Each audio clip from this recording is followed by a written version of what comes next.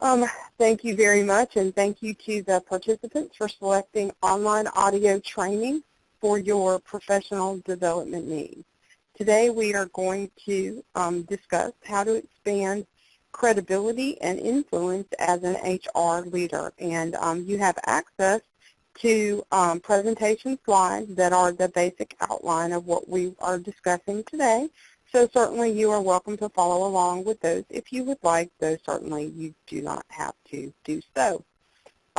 So let's dive right into looking at the difference between influence and authority, because the reality is that when we work in HR, often we have to influence people over whom we do not have formal authority. And influence is all about having the ability to get results without formal authority. Influence can enable you to get results in situations where you don't have formal authority. That means where you're not someone's boss or supervisor. So when you are trying to convince or persuade or inspire peers, upper management, other employees who aren't directly in your span of control, meaning you don't supervise them directly, as well as external stakeholders, you are well served by ensuring that you are someone that they perceive to be as influential. That is going to help you accomplish your objectives. You can't pull rank on them. You can't say you have to do it because I'm your boss and that's why,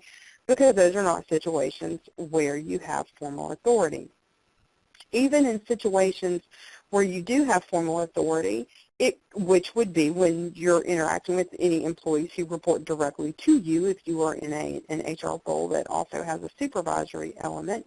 But, you know, to be perceived as a leader by your employees, it is in your best interest to rely more on influence than authority, except for those situations where you have no choice but to rely on formal authority. So influence is critical. Influence is critical for professionals at any career level in just about any role.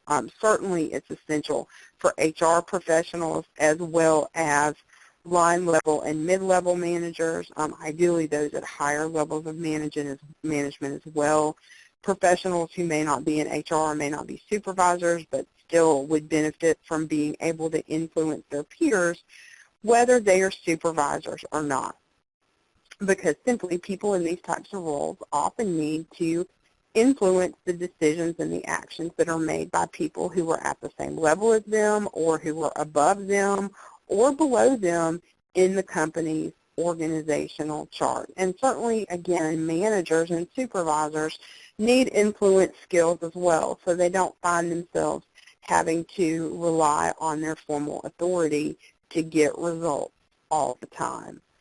HR leaders or influence plays a major role in the success of HR professionals because those who are leaders in an HR role do often need to gain cooperation from people over whom they hold no formal authority. You don't have to be somebody's boss or even their peer to elicit that person's cooperation. And you don't have to be at the highest level of an organization's chart to influence strategic direction in that business. And by taking steps to become influential, then that will start you along the way of becoming a true strategic leader within your organization and possibly also within your industry as well, even beyond the confines of your current employer. So, as I said, even in situations where you do have formal authority, you're definitely well served by learning how to get results without having to require on-position power. That's a key component of an effective leader. Effective leaders have the ability to elicit cooperation through the use of interpersonal influence, inspiring people to follow you willingly rather than forcing people to follow you out of compliance. And when people respond to you and they follow you because of your influence versus because of your position, they're much more likely to have commitment to what they're doing and buy-in because they are following willingly as opposed to doing something because they have to. Influence